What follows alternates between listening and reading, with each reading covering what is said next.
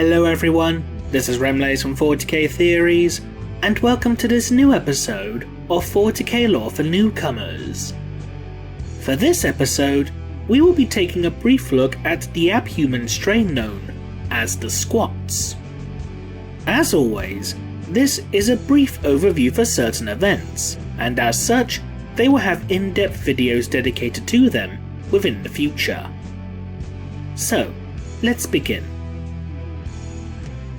You people do well at war because you treat it as a religion. We do well because we treat it as a business. It is just a matter of outlook. The Squats, known scientifically as Homo sapiens rotundus, are a diminutive abhuman species who once laid claim to a substantial and fiercely independent empire that was located close to the galactic core, having descended from colonies of human miners who became separated from the rest of humanity during the Age of Strife. While once a familiar sight throughout the galaxy, now Squats are no longer as commonly seen as they once were. Squats, while short, are noted for their physical toughness and stubborn nature, and are well known for bearing grudges against other races. They are also extremely long-lived by human standards, with the average lifespan being around 300 years, though it is not uncommon for certain individuals to live in excess of 800 due to a unique metabolic quirk which increases a Squat's life expectancy should they reach the age of 400.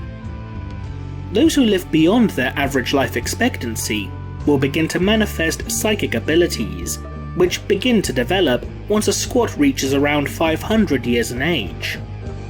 These Squats who live to reach such an old age become revered amongst their kind as living ancestors. Because of their age and psychic abilities, these living ancestors are important figures within Squat society, becoming advisors to the lords of strongholds, as well as spiritual leaders within the ancestor worship-focused religion of the Squats. The Squats are fierce warriors in combat, as well as being highly competent engineers, treating technology with a more scientific mindset as opposed to the more religious superstitions put forth by the tech priests of the Adeptus Mechanicus. While the majority of the Squat abhuman strain is considered extinct, those surviving members of the race have since been fully integrated into the Imperium, and many Squats are known to serve within regiments of the Astra Militarum or as part of a mercenary band. Those who encounter the Squats upon the battlefield will face a fierce and highly dangerous opponent, despite their less than intimidating stature. We have always been a race of traders. It is natural to us that we should trade the fighting skills of our brotherhoods. As well as bringing us a profit, it also allows our youngsters to gain experience and honour, to keep alive the skills which our stronghold may one day need for its own defence. Squats can trace their origins back to the time known as the Dark Age of technology. The worlds that would form the centre of the Squat Empire were worlds rich in mineral wealth located close to the galactic core, and were prime targets for industrialization. These worlds would eventually be recorded within the Squat sagas as the Homeworlds. They sported gravity that was more intense than that of other worlds, said to be at least double or even triple that of Terra, and due to how inhospitable the surfaces of these planets tended to be, the ancestors of the Squats would begin to carve subterranean dwellings, eventually making themselves entirely self-sufficient by growing and harvesting a unique type of algae within hydroponic tanks. This algae, once harvested, could be ground into flour or even retextured into synthetic foods. In addition, the Squats could also ferment this crop, which in turn would be used to make incredibly potent ale. When the Age of Strife occurred, the Homeworlds became isolated from the rest of the galaxy, although they were still able to maintain communication with one another, and thus began mutual defences of their territory. Thanks to the combination of their isolationism, the high gravity of their worlds and underground lifestyle, the squats would begin to evolve into a new form. They became shorter, stockier and squatter, the latter trait giving name to their new forms. To the squats, this period became known as the Age of Founding. During a slight subsidence of the warp storms that separated the Homeworlds from the rest of the galaxy, the squats would make contact and even begin trading with a number of Xenos races, including, surprisingly, even the Orcs, using their immense mineral wealth to barter for food and other goods.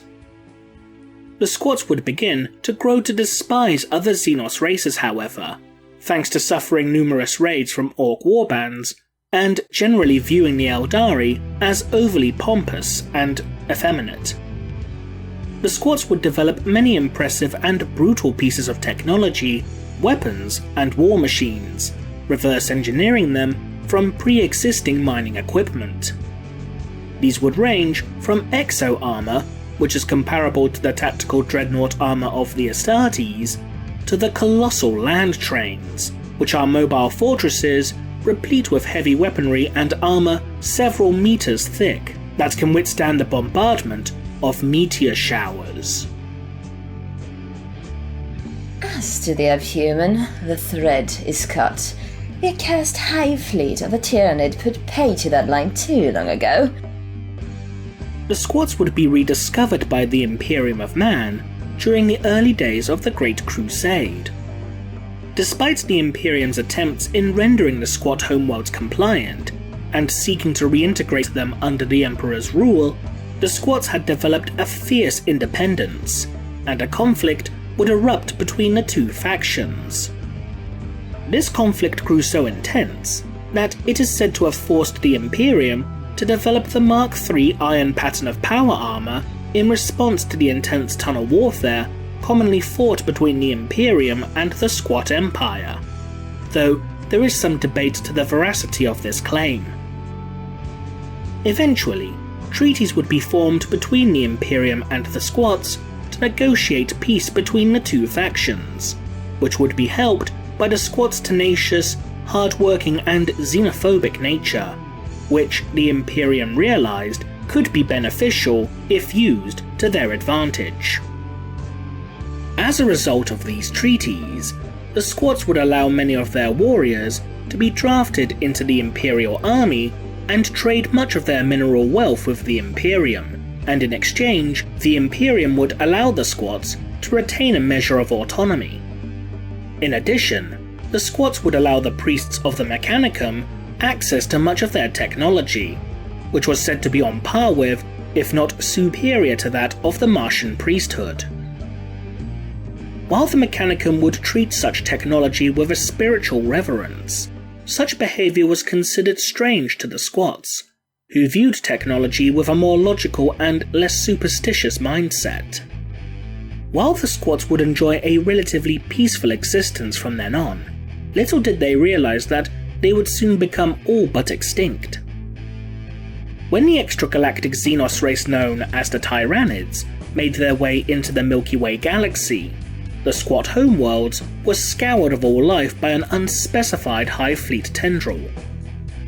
The bulk of the race would become extinct, and those embittered survivors of the once mighty Squat Empire would become fully reintegrated into the Imperium, which tolerates them due to their status of being an abhuman species.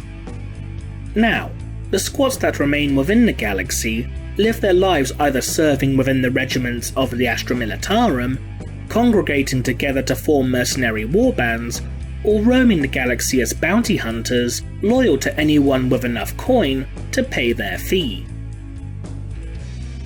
And that concludes this edition of 40k Lore for Newcomers. If you liked this video, consider supporting us on Patreon for more content. To those who are new to 40k, we hope you learned something.